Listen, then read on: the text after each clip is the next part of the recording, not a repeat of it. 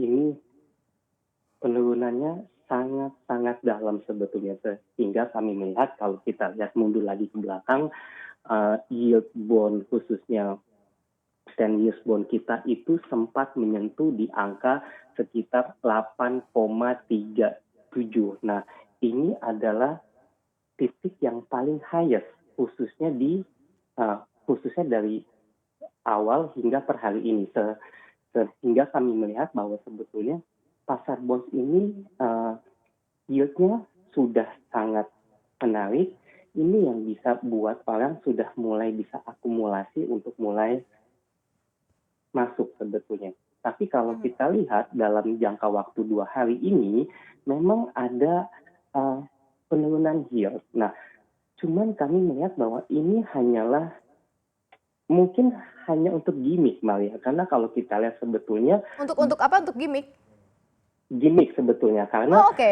pun juga kalau kita lihat sebetulnya imbal hasil kita khususnya untuk yang 10 years bond ini baik dalam jangka waktu pendek, menengah, long term masih sangat berpotensi untuk mengalami kenaikan imbal hasil.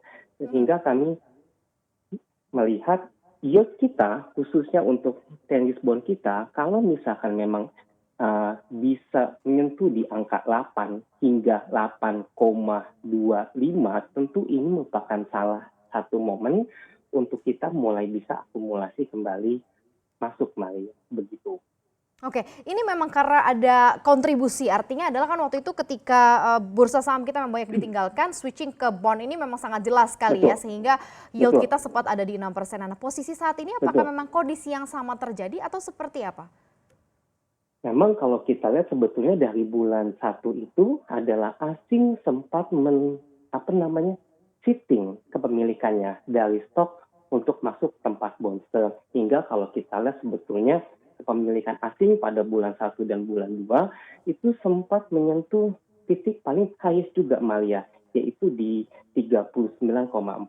Namun ketika mulai ada wabahnya yang mulai semakin meluas, ini yang membuat asing pada akhirnya meninggalkan pasar bonds Indonesia. Sehingga kalau kita lihat dari sejak bulan 2 hingga per awal bulan Maret ini, kita saat ini asing ada di posisi yang cukup rendah, yaitu 33,1%. Nah, Ya. itu artinya apa? Bahwa asing memang slow but sure itu keluar sebetulnya Maria.